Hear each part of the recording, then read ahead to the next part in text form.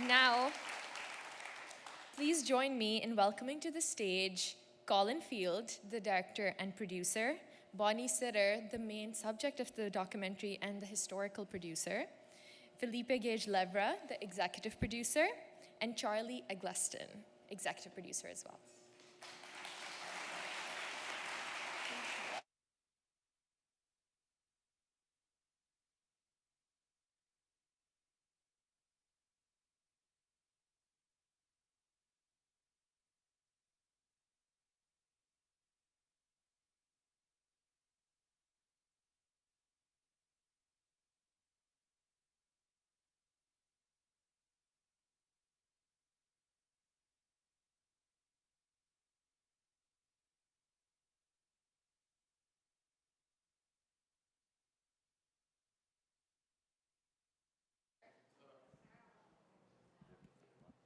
Okay, that should work now. Amazing. Thank you so much. Thank you so much for being here and for joining this conversation after your documentary has just played. I'm going to ask everyone here a couple of questions, and then I'm going to throw it to the audience. If you have any questions, please feel free to answer it then. My first question is for you, Bonnie, because you are really where the story comes from. It comes from the book that you wrote, Onion Skins and Peach Fuzz. Can you talk us through the process of finding the story and writing the book, and then finding Colin and collaborating with him? Thank you very much. Thanks, everyone, for coming today. I've almost forgotten what the question was. Excuse me. The tiny picture that started this amazing journey, 2 inches by 2.5 inches, has really created such a beautiful story, documentary, play, all these things. And we've had a lot of joy reaching out to the farmerettes and interviewing them. I think that all these women will continue to live on, and their story will be continue to be told. I'm really proud of Colin and Felipe for making this documentary at such a high level. I had no idea when I said I thought it needed to be a documentary. They've done a fabulous job. Thank you, Bonnie.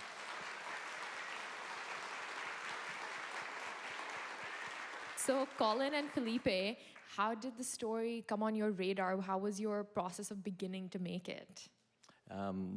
So I've been saying all good things in my life start with a banjo. So I started learning to play the banjo, and I went to the Goderich Celtic Roots Music Festival. Some of my friends are in the audience, and I met Bonnie because I wanted to get them a thank you card, and Bonnie was at the festival. She has this beautiful photography of the Huron County, so I got a thank you card, started talking with Bonnie, and it doesn't take long when you talk to Bonnie before you're talking about farmerettes. And I was amazed by the story, and then the pandemic happened, and I came back a few years later, and Bonnie, I hunted her down, I got some more cards, we reconnected, and by that point, she had published the book, and I said, how's that research going? And she held up the book.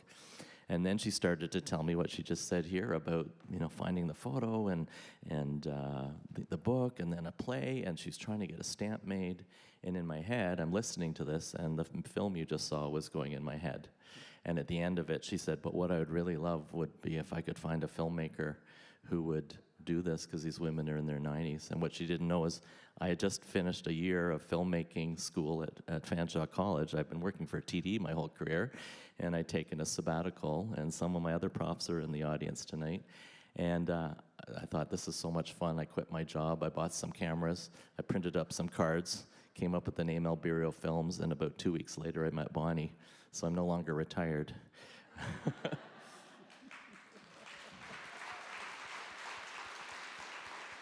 After this, I think all of us are going to try to play a banjo and then make a book, then make a documentary. I didn't explain how I connected with Felipe, but maybe, depending on your question, he can pick the story up about how we met and the contribution there.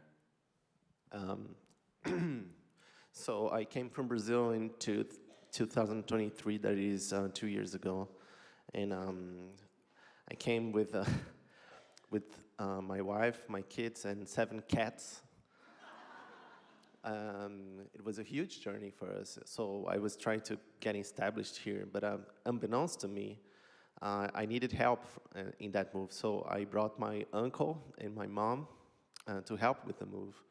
And while we were like getting along and trying to get to know London and everything, so my uncle was bedazzled with Canada. So he loved Canada as much as I was loving Canada, and he asked me, hey, can you find me an English teacher, because I wanted to visit you every year now. And then I found a teacher for him, and then I talked to that teacher for like 30 minutes straight, you know, like telling her how much he loved Canada. And then she was amazed by that story. And then she asked me, well, what do you do for a living? And then I said, well, I'm a documentarian. And she said, wow, you should meet my friend Colin Field. And then that's how we got connected. And then I was at his place. We spent like 5 hours talking nonstop. And then I got involved with that film, which I am really, really, really proud of. So I'd say that Canada brought us together. So that's why we are here. It was all meant to be. When a story needs to be told and is meant to be told, it's going to find a way to make its way out in the world. My next question is, we see so many farmerettes on screen and we hear their stories in the first person. How did you connect with them? How did you get the archival photos that you feature in the documentary? How was hearing their stories in first person? Well, a lot of it was based on the research that Bonnie and Shirley Ann had done that you see in terms of the book. But when Bonnie and I first connected, we talked about, you know, who is still alive, who's still in Ontario, who's able to, you know, contribute. So we scoped out about 10 women, and I was, since working in, you know, student films, 5 to 10 minute films, I thought, okay, I can stretch to probably a half an hour film. And so it was going to be done in a year. And then when we started to do, the London Arts Council gave me some funding that got me going so I could hire some of my former classmates to go around and start shooting. And then the CBC did an interview of the work that we were doing, and then they kept broadcasting it all over the country again and again. And so women were hearing this story and saying, I was a farmerette, or that's how we met Inga Moyer. I wasn't a farmerette, but my family's had that farm since 1799. And I'm like, wow, do you think I could go and see it and maybe bring one of the women? And she said, well, how about I drive down from Ottawa and meet you there on Saturday? And, you know, so things just started happening. So it was really through Bonnie and that connection that I got to meet most of the women. That's incredible. And of course, this film has had a massive tour all across Ontario. Congratulations. It has had so many different crowds. How has it been seeing farmerettes react to that in your crowds, or general audiences react to this history that they haven't heard of before, but that you resurfaced? Maybe Bonnie can answer that one. I've never heard so many people say thank you. It's amazing. People are just so excited to learn this part of Canadian Ontario history. History teachers that have taught history for 40 years will come up and say, I didn't know that, and I've been a teacher. The story was hidden. I don't know why. Maybe it was because they were not concentrated in one building munitions. But so many people, and it's not just for people with gray hair. We've had children in the audience. One boy was there with his grandmother, a 10-year-old boy, said, oh, I thought it would be longer. Another little girl said, she came up to the book table and she looked me straight in the eye and she said, you should be proud of yourself.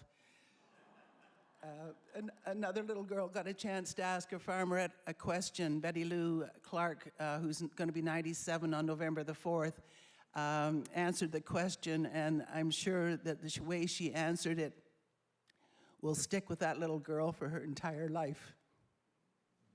It is so inspiring seeing your stories on screen. And Charlie and Felipe as well, how has this tour been for you, seeing so many audiences come out for this? It's been amazing to see how the life that this film has taken. You know, I was talking to Colin beforehand. I think you're at over 40 screenings, theatrical screenings.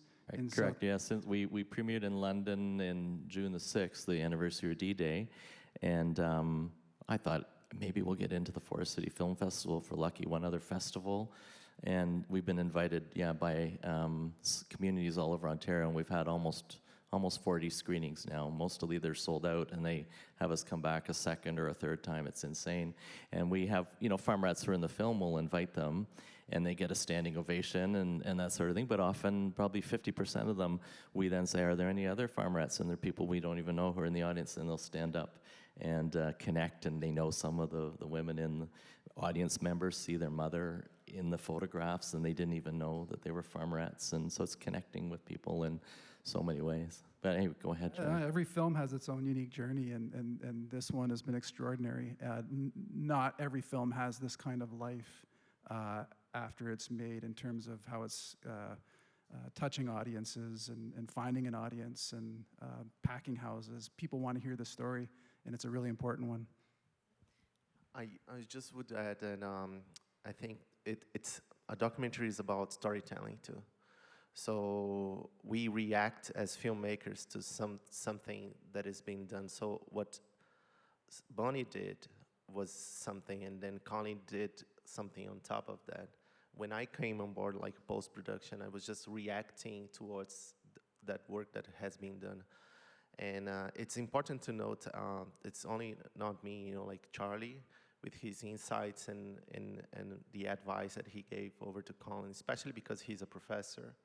So the energy that I think it started it all was from Charlie, actually, because he was a professor and he taught Colin, and Colin then brought it over and did this. So this is a synergy of like storytelling, tactics, and so I think people react to that, like for the storytelling techniques that were used in this film.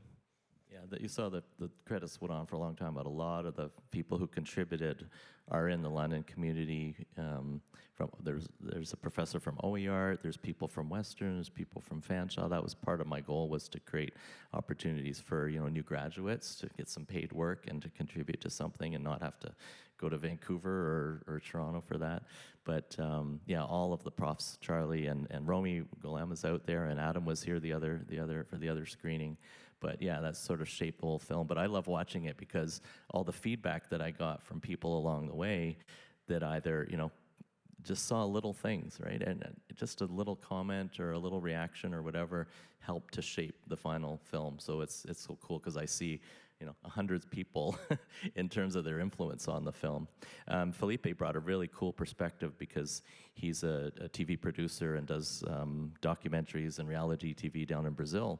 So the film had already been shot and I'd done the rough draft, but he brought this great perspective of helping me to see it was important not to assume people know what was going on in the war, or to even assume how far away is Quebec from the Niagara Peninsula. So all those graphics and that idea of zooming out and giving context and showing how high the stakes were. So that's why.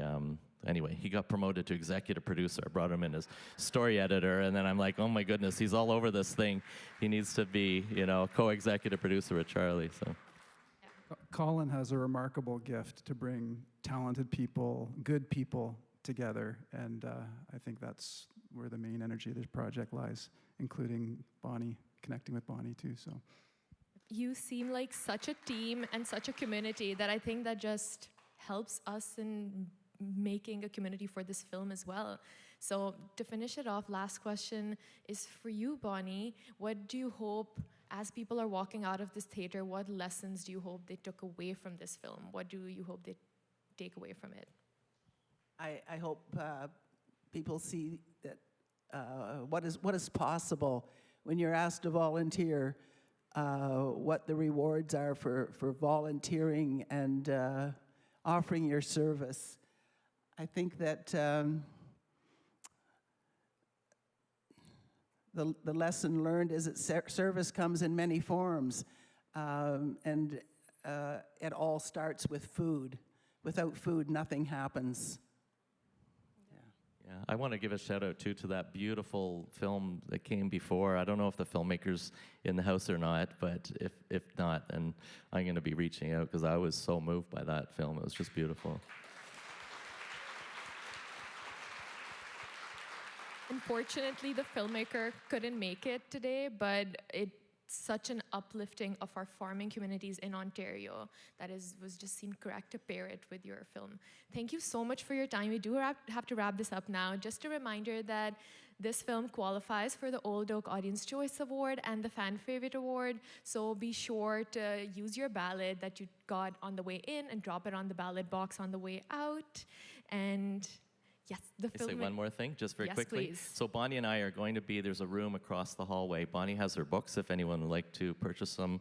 She gets me to wear the merch because we're still fundraising for making the film and also taking it around. We have a website, welendahan.ca, and you can see background about all the women there. And we're going to be here again on November the 1st. And in Toronto, if you know anybody, we're going to be at Hot Docs on Remembrance Day. So come say hello. Thank you for watching the show.